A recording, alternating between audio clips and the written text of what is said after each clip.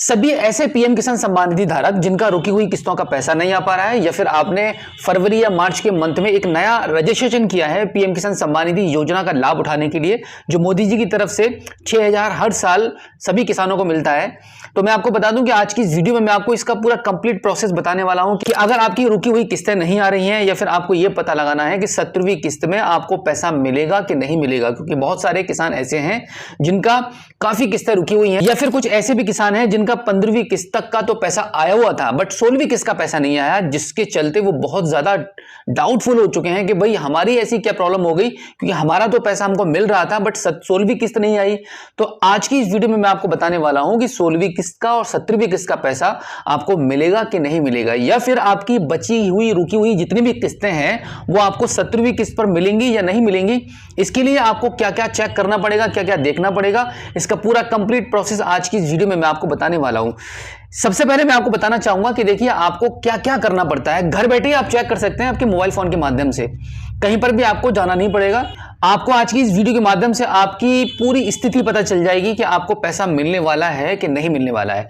तो सबसे पहले आपको पीएम स्टेटस चेक करना पड़ता है उसकी वेबसाइट पे जाके, उसके बाद आपको एनपीसीआई का स्टेटस चेक करेंगे एंड देन उसके बाद पीएफएमएस का स्टेटस चेक करते हैं। और जो सबसे मोस्ट इंपॉर्टेंट चीज है जो सबसे पहले आपको कर लेनी है वो है आपका बेनिफिशियरी लिस्ट में नाम चेक करना है कि आपका वहां पे नाम है कि नहीं है। तो सबसे पहले हम आपको लेके चलते हैं सिस्टम पर, जहां पर हम जानेंगे इन सब चीजों के बारे में, स्टेप बाय स्टेप कैसे कैसे आप इन सब चीजों को चेक कर पाएंगे और पता लगा पाएंगे कि आपके अकाउंट में एक्चुअल में क्या प्रॉब्लम है और आपको 17वीं किस्त का पैसा मिलेगा कि नहीं मिलेगा। चलिए देख लीजिएगा। हम आ चुके हैं अभी पीएम किसान सम्मान निधि की वेबसाइट पर। कंप्यूटर स्क्रीन पर आप देख सकते हैं कि आप सभी किसानों के लिए मोदी जी की तरफ से एक संदेश दिया जा रहा है। मोदी सरकार की गारंटी, किसानों को हर साल 6,000 पीएम किसान सम्मान निधि योजना के 5 साल बेमिसाल। तो सबसे पहले मैं आपको बताना चाहूंगा कि आपको क्या काम करना होता है। सबसे पहले आप चेक करेंगे आपका नाम बेनिफिशियरी लिस्ट में है कि नहीं है। सबसे पहला स्टेप आपका यही रहेगा कुछ भी चेक करने से पहले।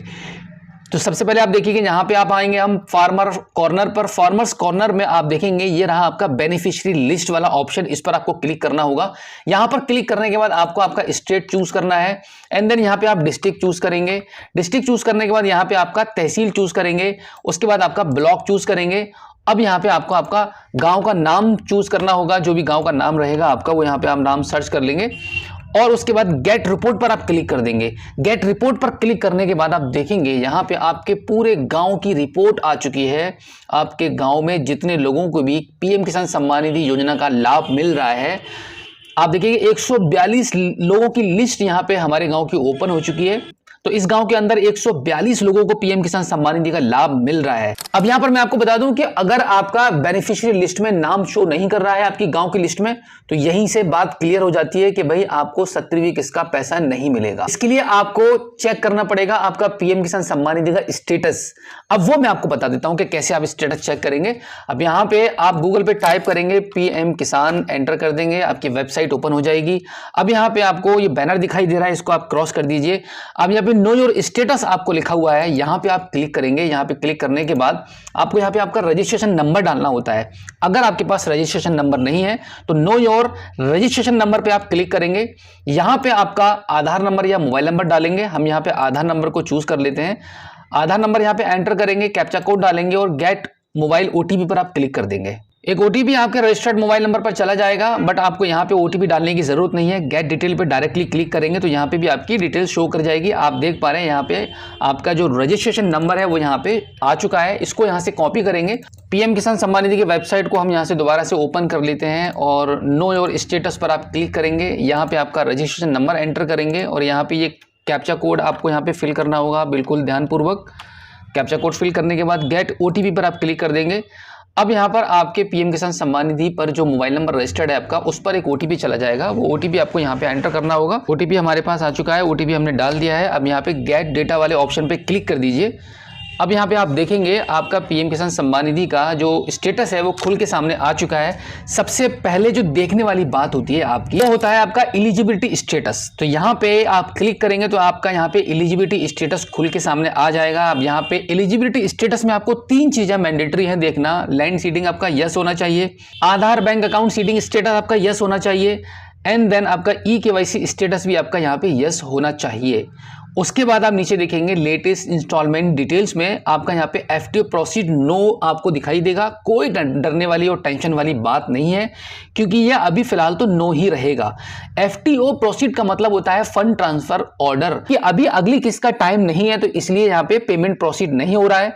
और जैसे ही अगली 17वीं किस्त का आने का समय होगा, उससे 10 या 8 दिन पहले ही सभी किसानों के लिए, जितने भी एलिजिबल किसान हैं, उन सब के लिए एफटीओ प्रोसीड यहाँ पे यस हो जाएगा, यानी कि फंड ट्रांसफर गवर्नमेंट की तरफ से ऑर्डर हो जाएगा, तब यहां पे आपका ये स्टेटस यस होगा। अब यहां पे देखिए, देखने वाली बात यह है कि यहां पे आपकी अगर ये तीनों चीजें ओके हैं, कोई भी प्रॉब्लम नहीं है, यानी कि अगर आपका आधार बैंक अकाउंट सीडिंग यहां पे नो होता, तो यहां पे क्लिक हियर पे आप क्लिक करते तो आपको स्टेटस चेक करना होता। अब क्या करना है आपको, दूसरा जो काम मैंने आपको बताया था, जो आपको करना है वो करना है एनपीसीआई स्टेटस आपको चेक करना है। तो यहां पे हम गूगल पर जाएंगे, एनपीसीआई डालेंगे और एंटर कर देंगे। यहां पे जो पहला लिंक आएगा उसी को आपको क्लिक कर देना होगा। इस पर क्लिक करने के बाद अब आप देखेंगे एनपीसीआई की वेबसाइट ओपन हो चुकी है। कंज्यूमर वाले ऑप्शन पे जाएंगे आप, यहां पे इस पर क्लिक कर देंगे। क्लिक करने के बाद आप देखेंगे नीचे की साइड में आपको कुछ ऑप्शन दिखाई देंगे। तो सबसे लास्ट वाला भारत आधार सीडिंग इनेबलर, इस पर आप क्लिक करेंगे। यहां पर आपको आपका आधार कार्ड का नंबर डालना होता है। आधार कार्ड का नंबर एंटर करने के बाद नीचे की साइड में जो कैप्चा कोड लिखा है वो आप फिल करेंगे सही से। कैप्चा कोड फिल करने के बाद आप नीचे की साइड में देखेंगे चेक स्टेटस लिखा हुआ है, यहाँ पे आप क्लिक कर दीजिए। यहाँ पे क्लिक करने के बाद आपके आधार कार्ड में जो मोबाइल नंबर रजिस्टर्ड है उस पर एक ओटीपी चला जाएगा, वो यहाँ पर आपको एंटर करना पड़ेगा। ओटीपी हमारे पास आ चुका है, ओटीपी हम यहाँ पे एंटर कर देते हैं। उसके बाद नीचे की साइड में आप देखेंगे सबमिट वाला बटन है, इस पर आप क्लिक कर दीजिए।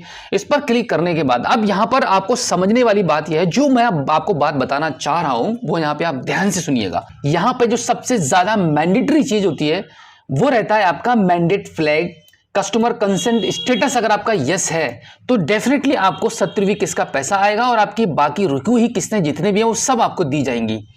ज्यादातर लोग एनपीसीआई पर अपना स्टेटस चेक नहीं करते हैं और डायरेक्टली क्या देखते हैं कि यहां पर उनका आधार बैंक अकाउंट सीडिंग यस है, यहीं से वो संतुष्ट हो जाते हैं कि हमारी तीनों चीजें ओके हैं और एफटी प्रोसीड फिर भी यहां पे नो दिखाई दे रहा है, ऐसी क्या समस्या है और हमारी किस्तों का पैसा नहीं आ रहा है।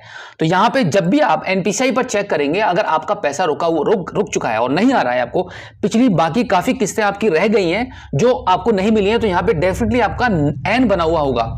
अगर एन बना हुआ है तो इसका मतलब है कस्टमर कंसेंट यहां पे नो हो चुका है बैंक की तरफ से, तो यहां पे आपको बैंक जाकर यस करवाना होगा, तभी आपकी कहानी आगे बढ़ेगी किस्तों की। तो यहां पे हमारा एकदम ओके है, यस है।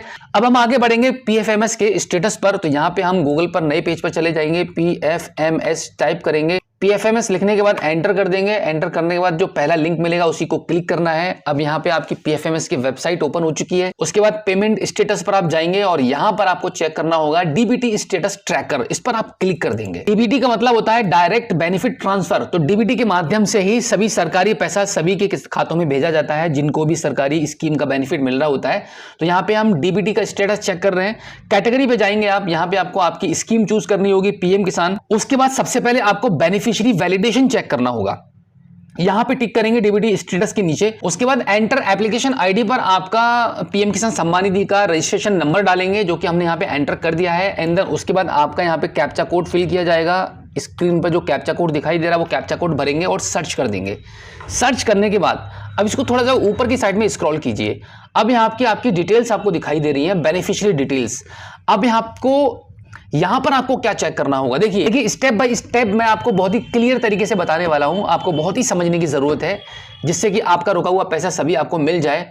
आप यहां पे देखेंगे एप्लीकेशन आईडी आपको दिखाई दे रहा है, आपका बेनिफिशियरी नेम शो कर रहा है, एजेंसी कोड भी दिखाई दे रहा है, स्कीम कोड भी दिखाई दे रहा है, आधार कार्ड के लास्ट के 4 अंक यहां पे शो कर रहे हैं। इसका मतलब आधार कार्ड आपका अपडेटेड है। अकाउंट नंबर और बैंक अकाउंट पर मत जाइएगा, आईएफएससी कोड पे मत जाइए, क्योंकि अकाउंट नंबर के थ्रू पैसा नहीं आता है, डीबीटी के माध्यम से पैसा आ रहा है। अब यहाँ पे रिक्वेस्ट डेट देख लीजिएगा, 4 मार्च 2024, यानी कि फरवरी के मंथ में बेनिफिशियरी क्रिएट किया गया था। अब यहाँ पे आप देखेंगे वैलिडेशन स्टेटस आपका वैलिडेटेड होना चाहिए, यहाँ पे अपडेटेड नहीं होना चाहिए, यहाँ पे होना चाहिए वैलिडेटेड।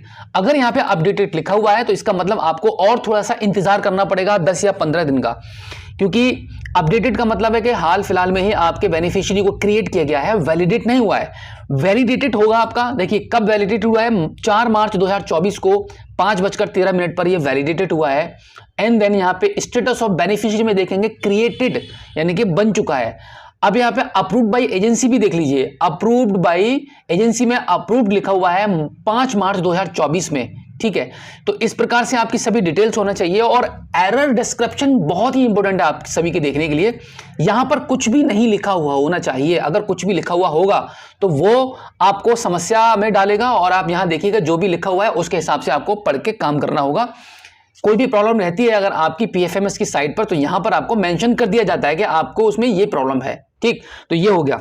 तो अब देखिए, सबसे पहले हमने आपको चेक कराया कि आपकी लिस्ट के बारे में, कि यहाँ पे आपका बेनिफिशियरी लिस्ट में नाम होना चाहिए। सेकंड, हमने आपको चेक कराया कि आप कैसे अपने रजिस्ट्रेशन नंबर को निकाल पाएंगे, वो प्रोसेस मैंने आपको पूरा कंप्लीट बता दिया। उसके माध्यम से कैसे आप स्टेटस को चेक करेंगे कि आपका लैंड सीडिंग, आधार सीडिंग और आपका ई-केवाईसी यस है कि नहीं है। उसके बाद हमारा अगला स्टेप था कि एनपीसीआई पर आप कैसे चेक करते हैं अपने स्टेटस को, यहां पे आपने चेक किया। एंड देन फाइनली आपने पीएफएमएस की वेबसाइट पर भी चेक कर लिया, जहां पे हमें कोई भी मिस्टेक नजर नहीं आई है। तो अगर आपके भी पीएम किसान सम्मान निधि अकाउंट में बिल्कुल ऐसी ही डिटेल्स अगर शो कर रही हैं, तो डेफिनेटली आपको यह भरोसा हो जाना चाहिए कि आपकी 70वीं किस्त का पैसा 100% आएगा और आपकी बाकी रुकी हुई जितनी भी किस्तें हैं वो भी सब आपको मिलेंगी अगली किस्त के साथ में। और अगर आपने एक नया बेनिफिशियरी क्रिएट कराया है, नया आवेदन किया है, नए आवेदन को भी आपको एक बार उठाकर ऐसे ही चेक करना होगा, जिससे कि आप श्योर हो जाएं कि आपका पैसा 70वीं किस्त में आएगा। तो उम्मीद करता हूं कि आज की इस वीडियो में जो जानकारी मैंने आपको दी है, आई होप आपको काफी अच्छी लगी होगी। अगर आप पहली बार हमारे स्मार्ट शॉप यूट्यूब चैनल पर आए हैं और अभी तक आपने हमें सब्सक्राइब नहीं किया है, तो प्लीज एक बार सब्सक्राइब जरूर कीजिए और बेल आइकन को प्रेस कीजिएगा।